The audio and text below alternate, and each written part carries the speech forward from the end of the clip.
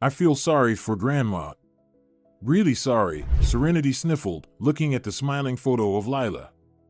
She could have lived a little longer. Such a good, bright person. It's even a bit unfair. Many alcoholics live to be 90 and nothing. They should have died long ago under some fence, but they just keep living. And our grandmother was a wonderful person. You'd never hear a bad word from her. She always says something nice.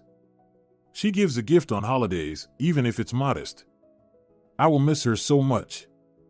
Mom, why are you silent? The funeral is the day after tomorrow, and you seem to be out of it. Shouldn't we gather ourselves together?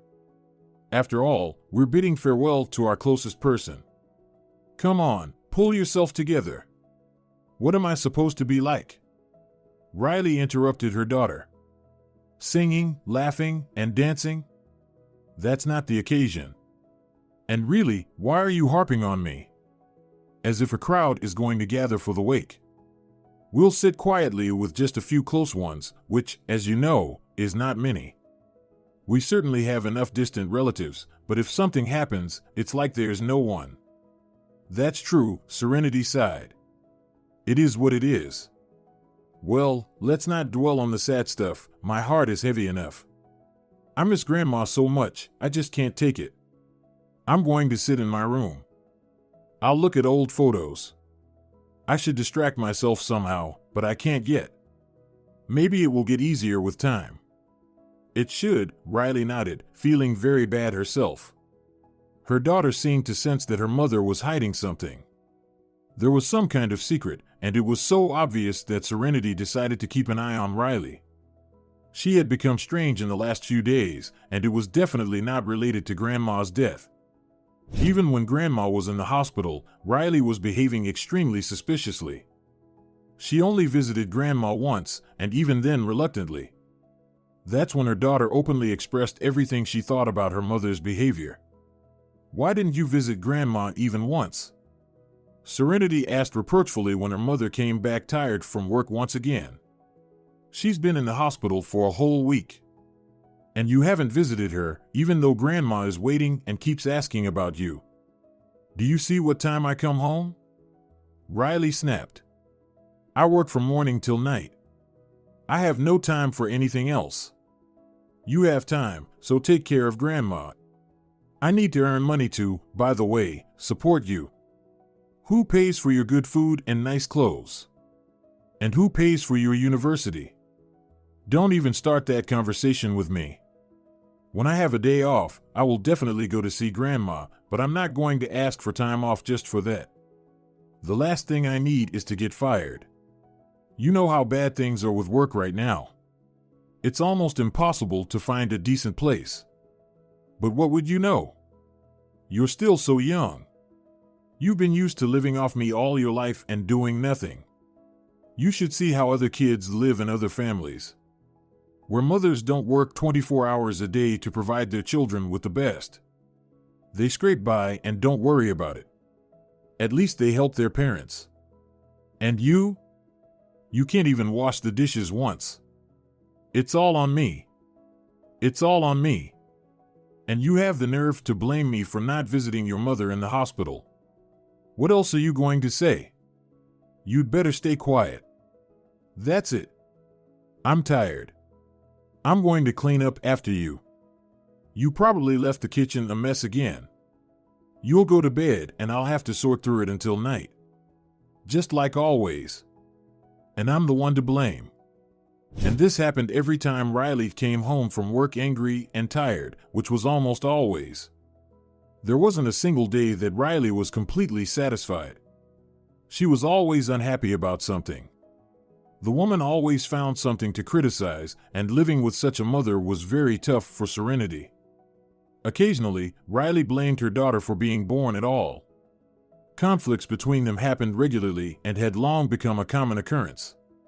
As Serenity grew up, she learned to stand up to her mother. And only when Lila intervened would mother and daughter stop arguing. But the truce never lasted long. Not a day passed without them starting to clarify their relationship again. Only next to her grandmother did Serenity feel comfortable and safe. She feared her mother, being dependent on her, but not enough to not express everything she thought to the woman when Grandma found herself on her deathbed. "Why are you always so angry?" Serenity exclaimed. "It's hard for you. It's not easy for everyone nowadays. Do you think my peers' parents live any differently? Or is some other fate awaiting me? Like you, I will study and then work. Maybe I'll get married and have kids. I don't even want to hear about that." Riley cut off her daughter, whose personal life never worked out. For many years, the woman never managed to find the right person to link her fate with. She had bad luck with men right from the start. Everyone else seemed to have good luck except her. "Why do I have such bad luck?" Riley lamented when yet another time she complained on her mother's shoulder. "What kind of life do I have? Other women get married and stay with one husband for life. And me? No matter how hard I tried to get together with someone, it was all useless. Everyone leaves me and betrays me. I simply have no words. And now I'm raising a daughter alone, and I hoped that at least with him, everything would work out. But in the end, I'm a single mother. This isn't the life I dreamed of. I hope you understand me, Mom." Riley blamed her mother for persuading her to keep Serenity. Lila completely disagreed with her daughter's opinion. She had raised Riley alone and believed that the most important thing in life was children. "You're still too young, you don't understand," she sighed every time her daughter would bring up this topic. "When you get to be my age, you'll realize that having a daughter is happiness. Do you know how bad it is to be alone in old age? I have peers who don't have anyone bringing them bread, milk, or medicine. They sit alone all day. But they live their lives to the fullest. No one interfered with them, and now they're asking for help. All sorts of outsiders from social services come to them. Who knows what to expect from them? Is that the fate you want? But I might not even live to old age," Riley exclaimed. "With a life like this, when it's all just work, sleep deprivation, undernourishment, not a minute of peace. You think about old age, and I'm just trying to survive until that day. Your abstract musings, Mom, have nothing to do with real life. How do you not understand this?" So they lived. After Serenity was born, Riley's character became even more unbearable. Most of the time, her granddaughter was with the grandmother, to whom Serenity was very strongly emotionally attached. Now, when Lila was gone, the girl couldn't even imagine what hell her life would become. Grandma always protected her, and now she had no one. Except for Bryson, but even that relationship was not so straightforward. After a whole year of dating, the young man still hadn't proposed to her, and Serenity had been waiting and hoping. She didn't understand why he was delaying. Once, she even had a quarrel with him. That time, he hurried to calm her down. "What are you saying?" Bryson exclaimed, not expecting such a turn of events. He didn't want their family to live in need and poverty. He planned to earn well first and then marry, but Serenity couldn't wait any longer. Better to live under the same roof with a mother-in-law, she thought to herself, than with an unbearable mother who offers no relief. Especially since Julia treated the girl very well. It was that rare case when a mother approved of her son's choice. "You found yourself a nice girl, son," she smiled after the dinner where he introduced his future fiancée. "You don't have to wait for the wedding. You don't have to wait until you finish university and find a job. If you truly love her, then marry her, or else you'll miss your happiness. You won't find anyone like her again. There are so many frivolous girls around.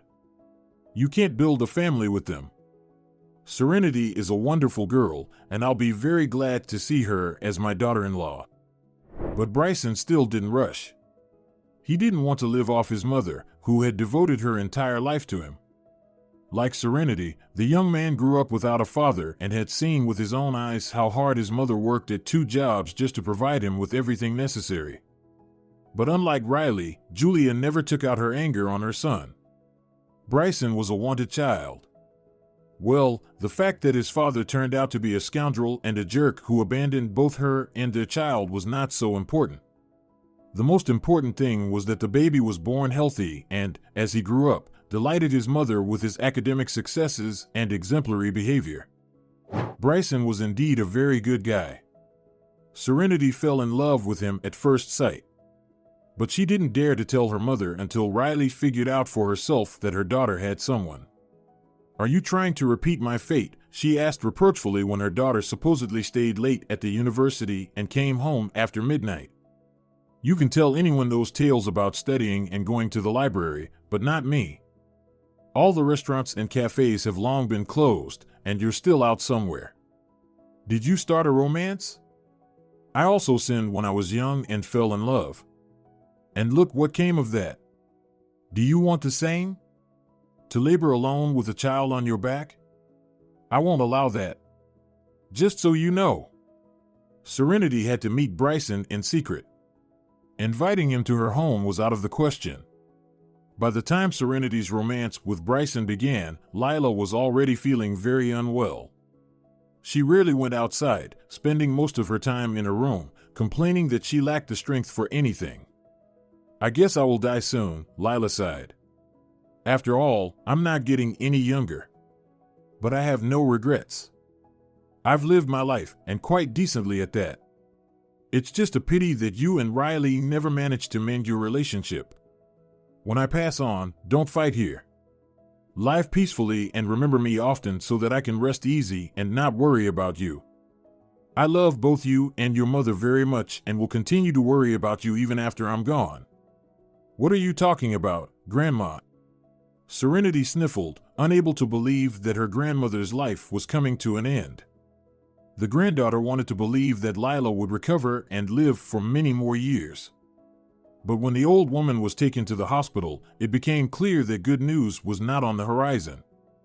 The doctors offered little hope, and her age was already advanced. "I'm already old," Lila smiled when her granddaughter visited her every day after university. "And you better not cry. Study hard to become independent and not rely on any mother, no one. Live as you see fit and don't obey rules that others set for you." Serenity would always remember her grandmother's words. Lila was a very wise woman. It was a shame she had to leave so soon. As for Riley, she seemed completely indifferent. Serenity had the impression that her mother was even glad that Grandma had finally passed away. "Her behavior is so strange that I don't know what to think," she sighed as she shared her concerns with Bryson. "We have always had very complicated relationships in our family, but not to this extent." "Oh, come on," Bryson reassured her. "Maybe she's relieved that the space has opened up? You've been cramped in that two-room apartment for years together. As cynical as it sounds, anyone could get tired of that. And your mother's life, to put it mildly, isn't great either.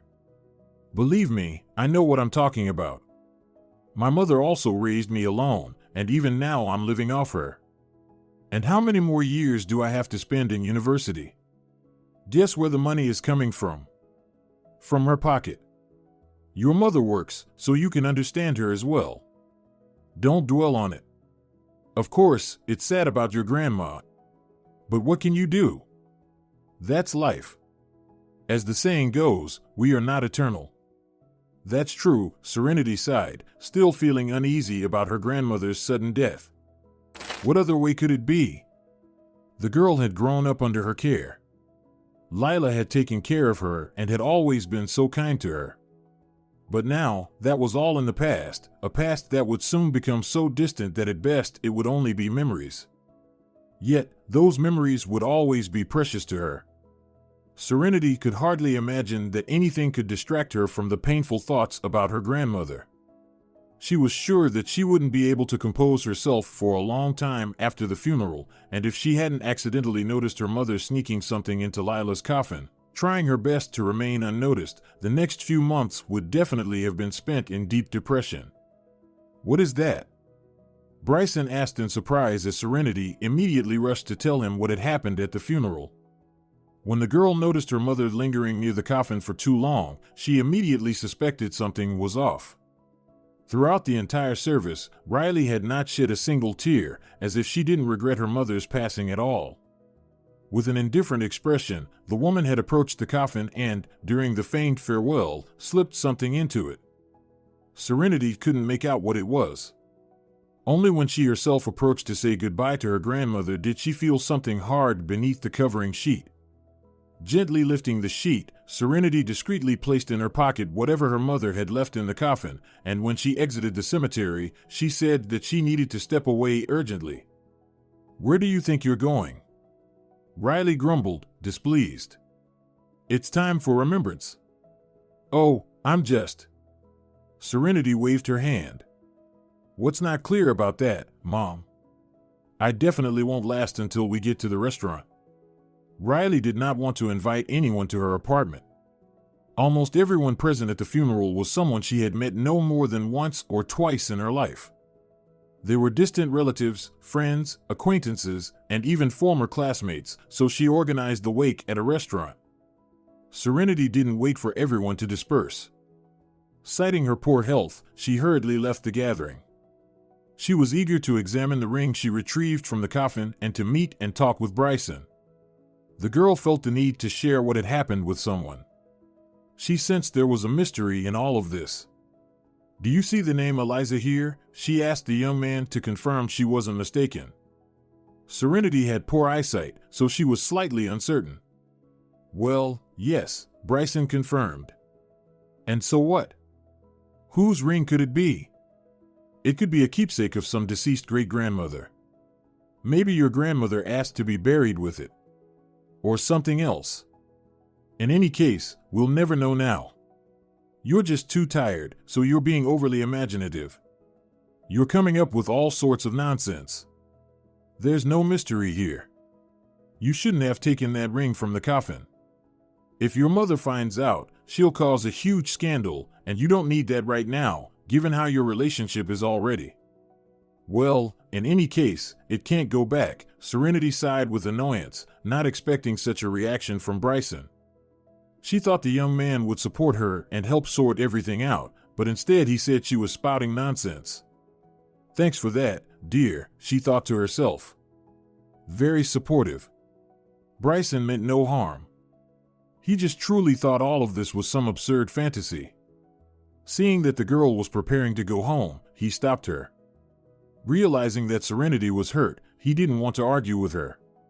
"What are you starting now?" he exclaimed. "I can see you're upset. Don't pretend otherwise. I just said what I thought, and that's all. If you think there's something to it, let's figure it out. My mom has an old friend. She used to work in the police, but she's been retired for several years. Now she does private detective work. Do you want me to talk to her? I can ask for her help. Just don't be mad at me for what I said. I didn't mean to offend you. Really. I love you very much. We're like two halves of a whole. I'll talk to my mom today and then call you." "Okay, thank you," Serenity mumbled, realizing it was indeed time for her to get ready to go home. Her mother would be returning from the wake soon, and heaven forbid she found her daughter not at home. When Riley returned, Serenity was already sound asleep. The next day, she pretended to be sick and skipped university. This naturally provoked her mother's indignation. "Since you're home, you might as well study," Riley exclaimed. "When you come back from your sick leave, you'll find yourself falling behind. Don't let them expel you. I work to pay for your education. Sit down and study." After Riley slammed the door and left for work, Serenity, just to be safe, locked her door and headed to her grandmother's room. She decided to rummage through all of Lila's belongings, notebooks, photo albums, letters. "There has to be something I can latch onto," she reasoned as she had sat with Bryson at the cafe the day before. If Grandma took something with her to the grave, she must have left some evidence of it during her life. As promised, the young man talked to his mother, but Julia's help might be needed elsewhere. Serenity was determined to find the first clue among her grandmother's belongings to know what to start with. And she found it. Lila was very sentimental by nature. During her life, she often poured her emotions onto paper and never destroyed that one letter she wrote to herself to help her cope. The old woman had simply forgotten about it. It had been so long ago it barely seemed plausible. Trying to shake off her heavy thoughts and memories, Lila immersed herself not only in daily tasks, but also in reading books and watching films she loved. The woman could spend days engrossed in a screen or interesting literature. It helped her pass the time. When her granddaughter grew up, there were fewer responsibilities, and Lila found nothing to focus on. Memories began to haunt her again. Troubling thoughts and the realization that nothing could be changed were unrelenting, and she didn't have much time left to live. So what could the poor old woman do in such a challenging situation? When her daughter first became pregnant, Lila had a hard time persuading her to keep the baby. Riley absolutely did not want to. "What am I supposed to do?" she sobbed. "What will I do alone with a child? Have you thought about that? I understand, Mom, that your sentimentality could make anyone envious, but not to this extent. You should know you're not getting any younger, and I need to build my life somehow. Who would want me with a child? No one would even look at me." "A child is always a blessing," Lila sighed. "You just don't understand that yet. You're still young and naive. You will deeply regret it if you make a mistake now and end up childless. The men in your life will come and go, but children are forever. I won't allow you to ruin your life. I didn't raise you all these years for you to come to me and say, 'Mom, why didn't you dissuade me? Why didn't you help me in my time of need?' This is all just talk in your favor." Riley brushed off her mother's concerns, exhausted from their arguments. She had made her decision and wanted to act according to her beliefs, not realizing yet that it was no longer possible. As is often the case with young women, Riley learned about her pregnancy too late. She believed everything could still be resolved, but it turned out that it couldn't. Her situation worsened when the baby was born with a health condition. Lila had been eagerly anticipating her granddaughter's arrival and had even prepared a special gift for her. How could she know that things would turn out this way? "A sick child is not easy," Lila sighed when her daughter was discharged from the maternity hospital. "It is a heavy burden, but you must bear it with dignity. I don't owe anyone anything." Riley exploded, still furious that the doctors hadn't detected the condition earlier. "Am I now tied to this deformed child for the rest of my life? Damn it all! I will not raise her. It will just mean I have to earn my living on medication. Are you crazy? Do you want me to throw my life away completely?" This time, Lila could not convince her daughter to keep the baby. Riley signed the abandonment papers. It was the only option she saw at that moment. There was simply no other way, nor could there be. Lila continually berated her daughter for what she had done. She even urged her to find out about the child's fate, but when, feeling pressure from her mother, Riley finally decided to learn what had become of her daughter, she received a clear and very harsh response from the director of the orphanage. "You gave away your child," the director exclaimed sternly. "Yes, you did. So what do you want from us now? Your girl was adopted several weeks ago. I can't tell you anything else." After that, Riley calmed down, and Lila felt much lighter in spirit. "So, that's how the fate of our Eliza turned out," she sighed, holding the ring tightly in her hands. The caring and loving grandmother had spent a large portion of her savings to have it made for her granddaughter. "This is your firstborn," she had often said, stroking her daughter's belly, "and mine too. Our little girl. How wonderful it is that I persuaded you to keep her. When she grows up, I will give her this gift, a family heirloom. It's so important. I didn't understand this before, but I've become quite sentimental with age." It was a true tragedy for Lila that her daughter had given away the child, while Riley seemed utterly unfazed by it. She didn't even hide her relief at shedding the burden, as she became pregnant again shortly thereafter. Once again, the father of the child proved to be unresponsive. Lila had long understood that her daughter was a failure. "Well, what can you do?" she sighed. "Times are what they are. No one wants anything. And men, especially. But that's no reason to abandon children. Look at how it all turned out. You turned away your sick little girl, whereas loving people gifted her with love and care. You could have done the same. The doctor said right away that there was a good chance the condition wouldn't manifest in adulthood. But you refused. Now you will never see your daughter again. That is how fate arranged it. That's enough, Mom, Riley exclaimed, unable to withstand the lamentations any longer. What's done is done. If you want to know how I feel, just know I don't regret anything. I still have a second child to raise. If only I could find decent men, maybe I would feel differently about all this, but as it is, maybe it's even for the best that it happened this way. That girl will do better in her new family than with me. I wouldn't manage anyhow.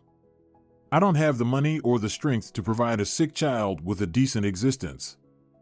Lila kept this secret all her life, while Riley decided to bury it alongside her mother. Since that last conversation, Lila never brought up the topic again. She knew her daughter would react painfully and didn't want to traumatize her further. Lila expressed her emotions and concerns about everything that had happened in small notes that she carefully folded into an envelope, akin to a personal diary. She never thought that one day Serenity would find them, read them, and then demand explanations from her mother. The girl couldn't comprehend how it was even possible. How could a mother abandon her child to fate? Instead of a conversation between mother and daughter, a terrible scandal erupted. When Serenity showed Riley her grandmother's notes and insisted on hearing the details of the long-past events, the woman became infuriated. "Is that how sick you are?" she exclaimed indignantly. "You can't even get out of bed, and you didn't even go to university? Is this why you stayed home? To rummage through things? Stay out of my business. This story has nothing to do with you. And don't you dare touch your grandmother's belongings. I was going to throw them out, and you've already gone rummaging through everything possible. Who gave you the right to interfere in my life?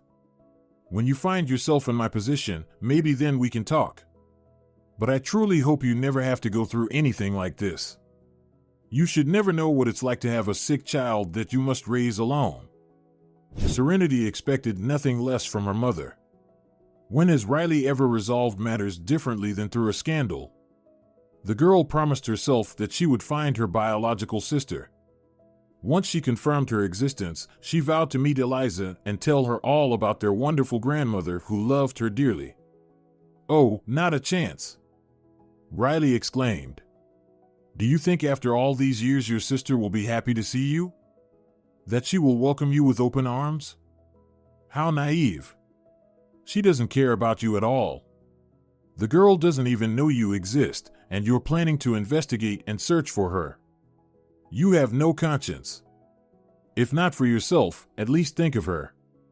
Think of her family. If you didn't know, there's such a thing as adoption secrecy, and it wasn't established without reason.